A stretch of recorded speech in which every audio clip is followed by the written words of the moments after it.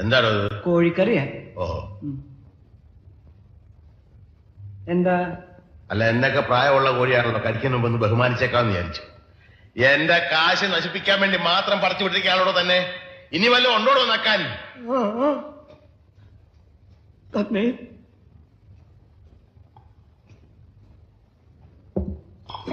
മീൻകറിയാ? ഒരു വടി കിട്ടുമോ? പിന്നെ വടി ഇവിടെ ഉണ്ട്. എന്തിനാ? ഇതിനെ ഒന്ന് കൊന്നു തിന്നാനാ. പുഴയെന്ന് പിടിച്ച് അതുപോലെ ഇട്ട് കൊണ്ടുവന്നിരിക്കല്ലേ.